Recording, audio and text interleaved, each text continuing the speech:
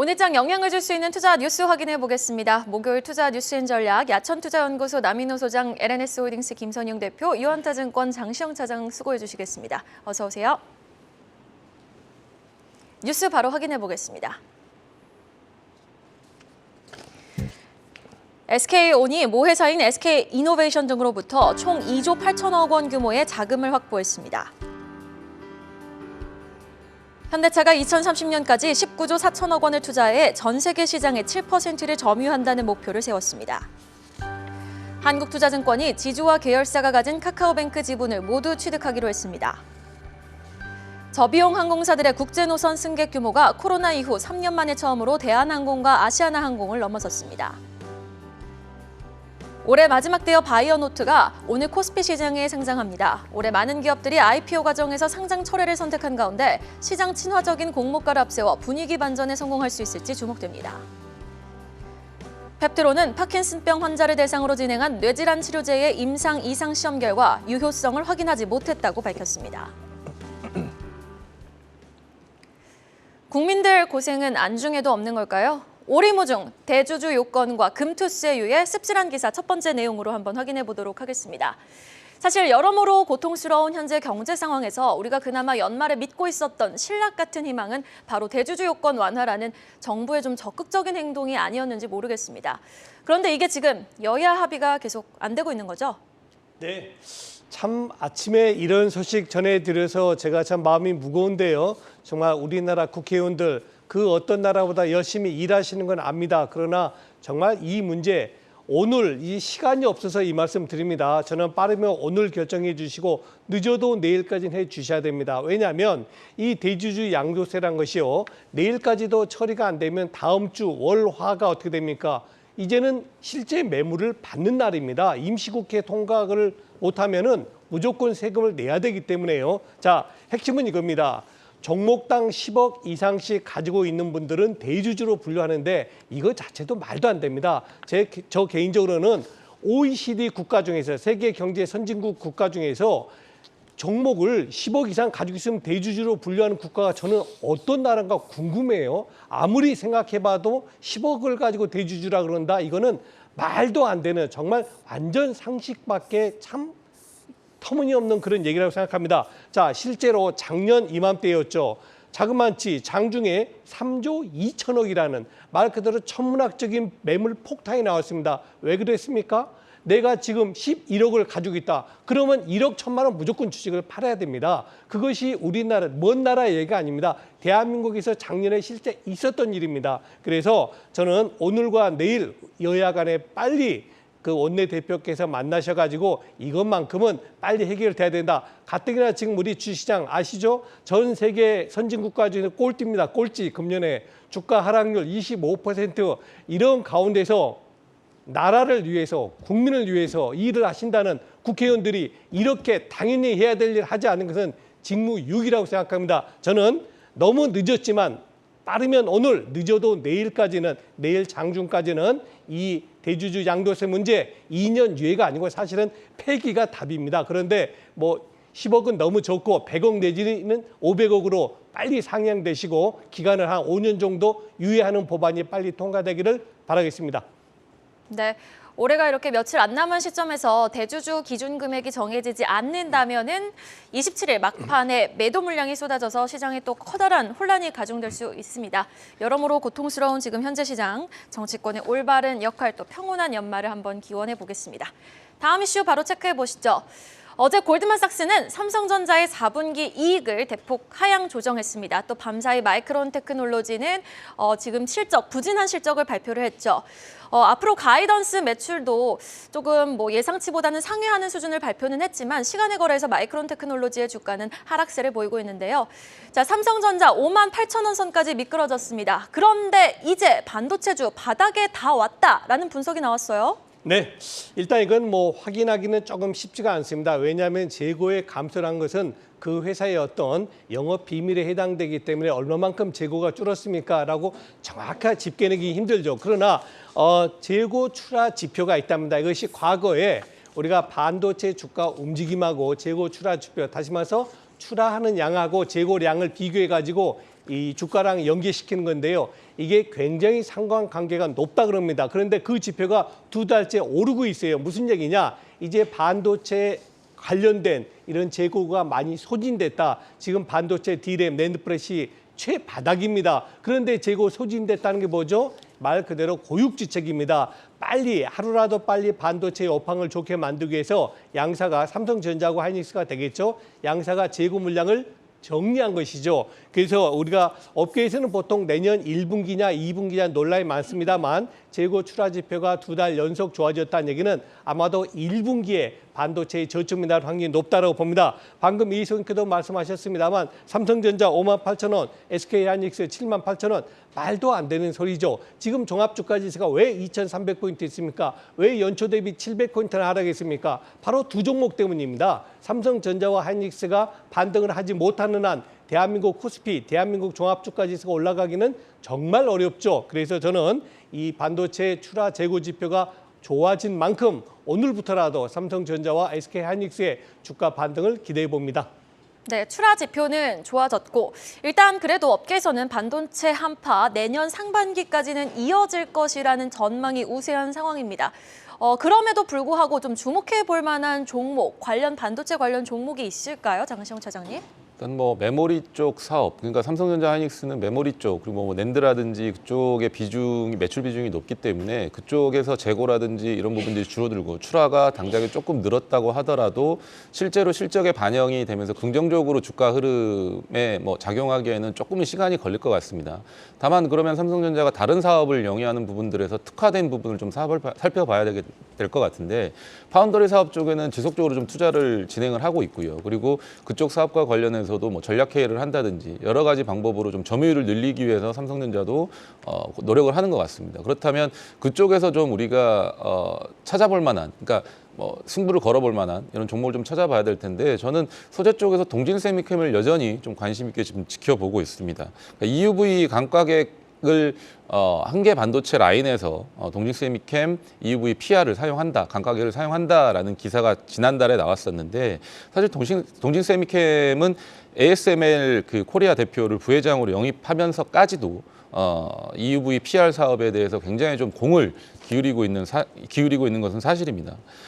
올해 삼성전자가 이 제품을 실제로 사용한 것이 확인이 됐고요. 동진세미캠은 EUV PR을 양산 수준으로 국산화한 첫 번째 회사가 됐다라고 보시면 될 것 같습니다. 근데 뭐 사실 삼성전자가 동진세미캠의 그 EUV PR을 추가로 도입할지 그리고 또 뭐 해외 EUV PR과의 어떤 삼성전자의 해외 EUV PR 공급사와의 어떤 관계 등까지 고려를 하게 되면 추가로 동진세미캠 EUV PR을 얼마만큼 사용할지는 아직 의문입니다.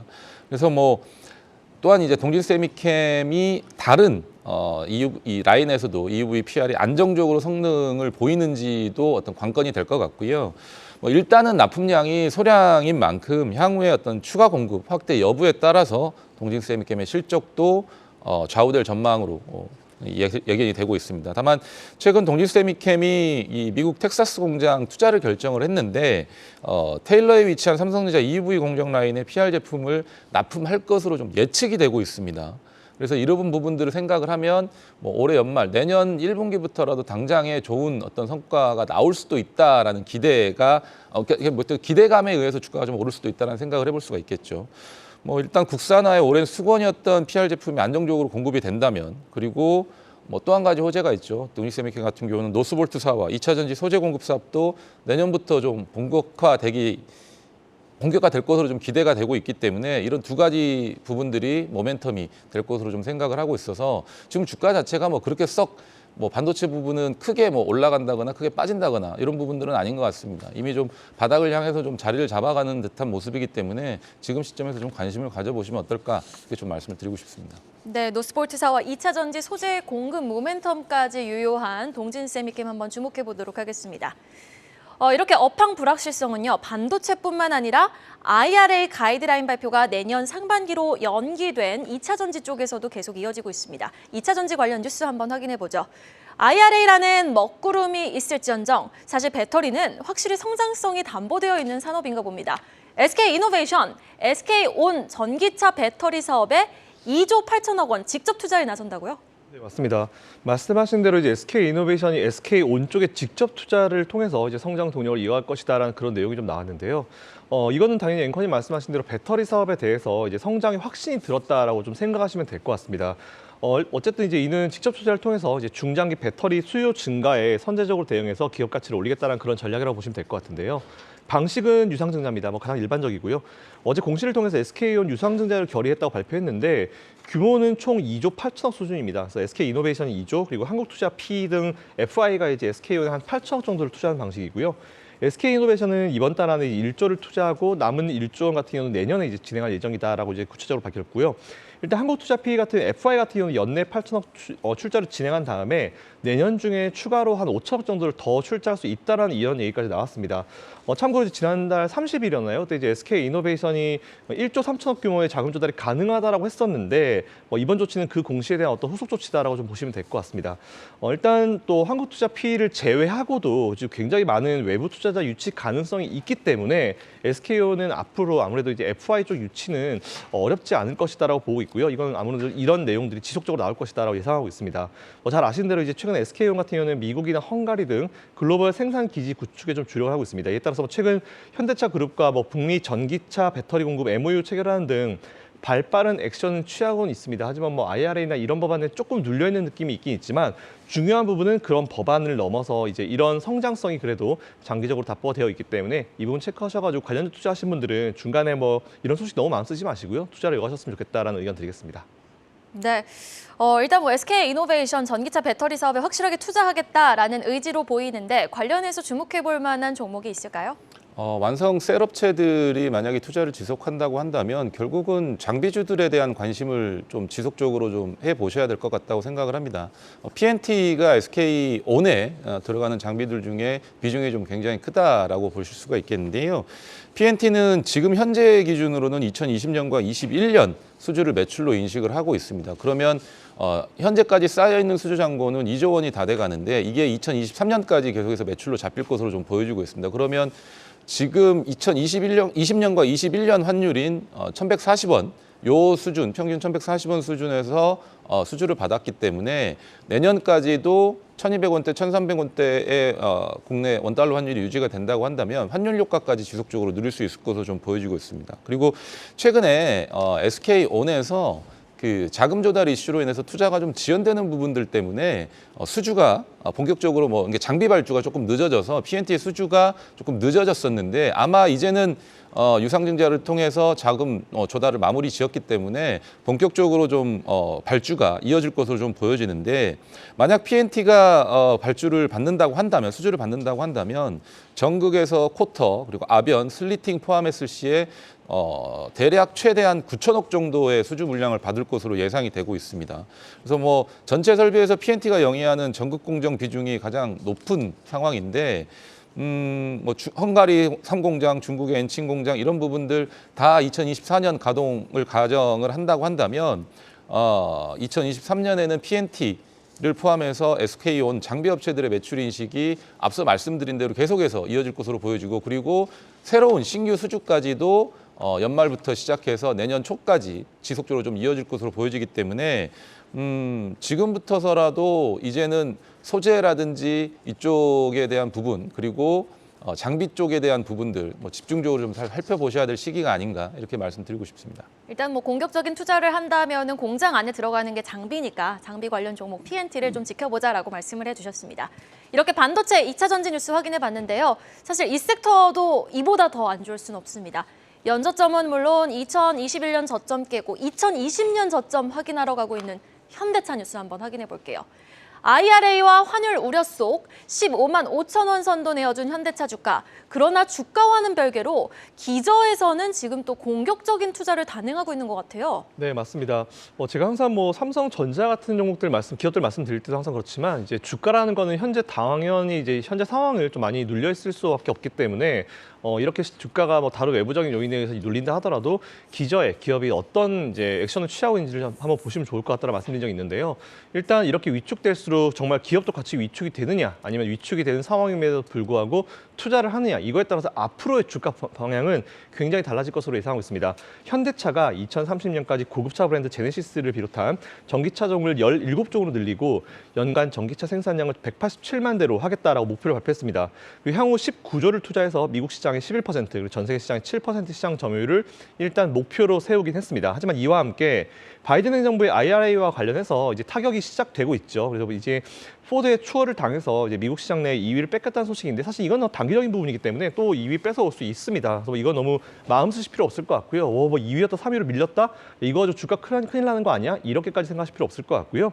일단 우리 정부와 현대차가 IRA 3년 유예를 적극적으로 요청을 하고 있습니다. 하지만 우리한테도 굉장히 좀 친숙한 분인데 이제 조맨친 민주당 의원이죠. 이분이 절대로 이렇게 쉽게 얘기하면은 봐주지 마라 이런 식으로 발언을 하고 나서 상당히 좀 애매한 상황이 좀 진행이 되고 있긴 하지만 어쨌든 이런 부분 때문에 올해 지금 포드에 밀려서 3위로 내려오긴 했습니다. 하지만 IRA에 대한 악영향은 올해보다는 내년이 좀 더 심각해질 수 있다는 그런 분석들이 나오는 가운데 일단 현대차는 세게 나왔습니다. 조지아 공장 타당성 우리 다시 한번 보겠다 이렇게 좀 세게 나왔는데 이게 그냥 세게 나오는 액션으로 끝날지 아니면 실행될지 사실 실행 가능성이 높지 않다고 보고 있긴 합니다. 하지만 그렇다 하더라도 항상 예전 것처럼 이제 미국이 뭐라고 했을 때 무조건 이제 위축되는 것이 아니라 이런 것도 한번 얘기를 할 정도로까지 현대차가 성장을 하고 있으니까 일단 지금 당장 주가는 외부적인 요인이나 수급적인 요인이나 여러 가지 요인들로 인해서 많이 밀려 있긴 하지만 기저에서는 회사상 위축되는 걸 넘어서 계속 투자를 이어가고 있다. 이 부분 한번 체크해 보시면 좋을 것 같습니다.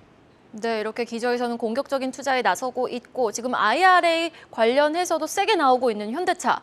지금 외국인 중심의 이탈 현상에 52주 신저가를 기록하고 있는데 하지만 이 같은 하락에 개인 투자자들은 아주 저가 매수세에 나서면서 현대차 상승에 베팅하고 있거든요.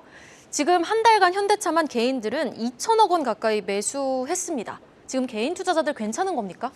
일단 사실 그 내년도 경기 침체를 예고하는 이 시황들이 굉장히 많습니다. 그래서 만약 그런 부분들이 현실화된다고 한다면 전체 자동차 시장도 수요 감소에 따라서 침체기로 좀 들어설 것으로 좀 보여지고 있습니다. 아무래도 소비가 줄게 되면 이 자동차 관련된 수요도 그러니까 구매하는 수요도 줄어들 것으로 좀 보여지고 있는데 현재 최대 자동차 시장인 북미 시장에서도 이미 중고차라든지 신차 이런 할부 이자 부담으로 인해서 계약 취소권이 좀 늘어나고 있는 추세라고 합니다. 전기차에 대한 장기적인 성장성은 여전합니다만 이런 수요 감소에 따른 구매력이 감소한다라는 부분은 그리고 그런 부분들로 인해서 만약에 침체가 일어난다라는 부분들은 좀 피할 수가 없을 것으로 좀 보여지고 있습니다. 전기차에 대한 어떤 셀업체라든지 전방 자동차 업체, 완성차 업체들에 대한 투자는 지속될 것으로 보여집니다. 안 좋을 때 계속 투자를 해서 좋을 때 다시 이 투자에 대한 어떤 수익을 회수하는 것이기 때문에 지속적인 투자는 이어질 것이겠지만은 당분간의 어떤 침체에 따른 또 수요 감소에 따른 실적 하락에 주가 하락은 감내해야 할지도 모를 것 같습니다. 매수보다는 관망으로 그리고 손실을 덜어내기보다는 긴 호흡으로 바라보고요. 추가 매수 등은 지금은 좀 고려할 시기는 아닌 것 같습니다. 아무래도 저는 뭔가 추가 매수를 한다고 하면 바닥을 확실하게 잡고 다시 상승으로 전환을 했었을 때 쫓아가는 것이 바람직하지 않냐라는 말씀을 좀 드리고 싶고 오히려 완성차 업체들에 대한 어떤 관심보다는 투자 지속에 따른 장비주 그리고 소재주에 대한 단기적인 관심이 필요한 시기가 아닌가 이렇게 좀 말씀드리고 싶습니다. 네, 알겠습니다. 아무래도 내년 경기 침체 리스크 우려가 상존하고 있는 만큼 현대차 주가도 일단은 되돌림을 확인했을 때 그때 조금 한번 다시 지켜보자. 좀 보수적인 관점 유효하다라고 말씀해 주셨습니다. 다음 소식 보겠습니다. 카카오뱅크 2대 주주로 등극한 한국투자증권 확인해 보시죠. 한국투자증권이 계열사가 보유한 카카오뱅크 지분을 모두 인수하기로 했는데요. 자세한 내용 좀 전해주시죠. 네, 인터넷 뱅킹 관련해서 인터넷 뱅크 관련해서 이슈가 좀 많이 나오는 것 같습니다. 신한에 대한 얘기도 저희가 이번 주에 좀 들려드렸었는데요. 한국투자증권이 이제 카카오뱅크 2대 주주에 오를 수 있게 되었다라는 그런 소식이 좀 나왔습니다. 어제 금융위원회가 이제 정례 회의를 열었는데요. 이제 한국투자증권의 그 카카오뱅크 주식에 대한 동일인 주식 보유 한도 초과 보유 승인을 의결했다라는 그런 내용이 나왔습니다. 한투 지분이 현재 지금 27.18%고요. 현재 최대 주주인 카카오가 지분이 27.18%. 일단 둘 다 비율상으로는 똑같은데 제가 알기로는 실제 보유수가 한 주 정도 더 이제 카카오가 많은 걸로 알고 있습니다. 어쨌든 이번 주식 매수를 통해서 사업 확장으로 이어나가겠다는 얘기가 나오고 있는데 제가 보더라도 충분히 이 부분이 좀 힘을 받을 수 있을 만한 이슈인 것 같고요. 뭐 이런 이슈 뭐 정말 큰 이슈까지는 아니지만 그렇다 하더라도 주가에 영향을 미칠 수 있기 때문에 체크 한번 해보시고 관련주 투자하고 계신 분들은 알고 오늘 시장 맞이하셨으면 좋겠습니다. 지분 취득을 통해서 이제 자기 자본 6조 원 수준에서 9조 원대로 몸집을 크게 불린 한국 금융지주의 흐름 앞으로 어떻게 보십니까? 일단 뭐 한국 금융주주라고 하면 사실은 한국투자증권이라고 보셔도 될 것 같습니다. 수익의 대부분이 한국투자증권에서 좀 벌어들이고 있기 때문에 그 부분 확인하시면 될 것 같은데 한국금융지주, 그러니까 한국투자증권의 채권 운영은 3분기부터 점진적으로 좀 개선이 되고 있는 상황입니다. 최근에 금리도 장기국채의 금리도 지속적으로 좀 하락을 하면서 채권 가격이 상승을 하기 때문에 채권 운영 부분 쪽에서의 어떤 수익이 지속적으로 좀 크게 나타날 것으로 좀 보여지고 있고요. ELS도 4조 6천억 정도의 해지, 자체 해지 규모를 유지를 하다가 2020년부터 크게 감소시킨 상황이라 현재는 뭐 3조 원대 정도로 유지를 하고 있는 것 같습니다. 특히나 ELS 같은 경우는 이 상반기까지 분기 500억 원 정도의 수익이 발생하고 있고 하반기에도 손실이 나고 있지 않기 때문에 추가적인 어떤 리스크는 없다라고 보시면 될 것 같고요. 최근에 PF 문제가 굉장히 조금 시장에서 좀 이슈가 되고 있는 것 같습니다. 근데 실제 뭐 그렇게 위험할 정도의 수준은 아닌 것으로 좀 확인이 되고 있습니다.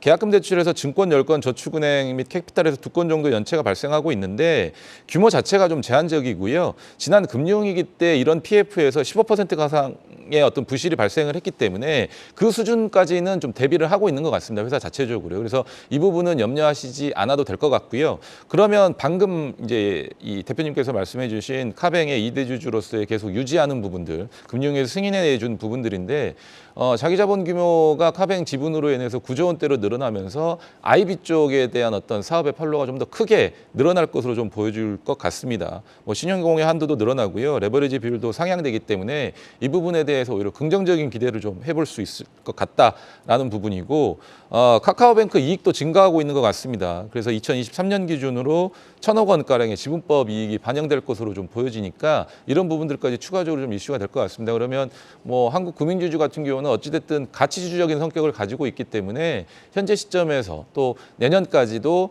충분히 조금 트라이를 해볼 수 있는 종목이 아닌가 이렇게 좀 판단을 하고 있습니다. 네, 알겠습니다. 자, 마지막 이슈로 넘어가 보죠. 소액주주 보호를 위해 25년 만에 다시 도입되는 의무공개 매수제도 도입이 된다면은 뭐 M&A, 인수합병 과정에서 소액주주들의 피해는 감소가 될 수 있다라고 하는데 구체적으로 어떤 내용입니까? 네. 여러분, 기업들의 인수합병, 즉 M&A는 크게 두 가지로 분류되고 있습니다. 적대적 M&A가 있고 우호적 M&A가 있습니다. 먼저 적대적 M&A를 말씀드려보겠습니다. 지금 A라는 기업의 대주주가 일가가 총 25% 가지고 있다고 가정해 보십시오. 그런데 적대적으로 그 누군가가 26%를 가지고 주주총회를 열어가지고 지금 회사를 경영하는 대주주를 이겨버리는 겁니다. 그러면 그 다음 날로 어떻게 됩니까? 주인이 바뀝니다. 이걸 보통 적대적 M&A를 하고요. 다음 우호적 M&A, 즉 지금 가지고 있는 25%를 우호적으로 지분을 인수하는 겁니다. 그냥 인수합니까? 아니죠. 경영권 프리미엄을 가지고 왜? 25를 가지고 100을 지배할 수 있으니까. 그래서 경영권 프리미엄 주는데 적게는 20, 30%를 주고요. 많게는 거의 2배 가까운 수준을 프리미엄을 주곤 합니다. 그런데 적대적 M&A가 됐든 우호적 M&A가 됐든 모두가 다 빠지는 경우가 있어요. 뭐죠? 소액주주입니다. 저는 늘 가지고 있는 생각이 기업의 주인은 그 회사의 주주입니다. 비록 대주주는 아닐지라도 비록 10주, 100주 밖에 안 가지고 있는 소액주주라 할지라도 그 기업의 분명한 주인입니다. 그런데 M&A 때마다 소액주주는 다 탈락되고 있어요. 아무런 혜택도 못 보고 있습니다. 그거를 이번에 정부에서 금융위원회에서 2024년 이제 2년 남았죠. 뭐 정확히는 1년 남았는데요. 2024년부터 실행하기로 결정을 했습니다. 아주 정말 환영할 만한 그런 좋은 일이고요. 그 조건은 이렇습니다. 이제 한국에서 25% 이상 지분을 가져가려면 50% 플러스 1주, 다시 말해서 50%까지는 소액주주 지분도 똑같은 가격으로 받아야 된다는 겁니다. 만일에 대주주에게 지금 프리미엄이 5만 원짜리 주식을 뭐 10만 원에 사가기로 했다. 그러면 똑같이 소액 주주에게도 10만 원의 돈을 주고 50%까지는 가져가라는 얘기입니다. 이것이 우리나라만 이러는 거 아닙니다. 지금 밑에 도표 나오고 있습니다만 일본, 영국, 독일 모두가 다 이렇게 하고 있습니다. 그러면 왜 한국은 그동안 안 했느냐? 제가 이 말을 좀 이렇게 감정을 섞어서 하면요. IMF 때 우리는 IMF 구제 금융 받으려고 원래 있었던 제도를 없앤 겁니다. 그러니까는 우리는 좋은 법안이 있었는데 이 법을 없앤 겁니다. 저는 늘 우리 증권 법률에서 악법이 두 가지가 있다. 하나는 뭐냐? 대주주 양도세. 두 번째는 이겁니다. M&A를 하는데 지금 대주주보다 일주만 더 가지면 회사를 뺏어갈 수 있는 그건 적대적 M&A죠. 왜 수십 년간 기업을 키운 곳을 내가 주식 좀 더 있다고 뺏어갈 수가 있습니까? 그건 말이 안 되는 소리죠. 그래서 이제 정부가 올바른 길로 갔기 때문에 저는 금융위원회에서 신속하게 법안을 정리해가지고 2024년도부터는 대한민국의 소액 주주들도 대주주와 똑같은 동등한 유리한 그런 조건 혜택을 받았으면 하는 바람입니다. 네, 알겠습니다.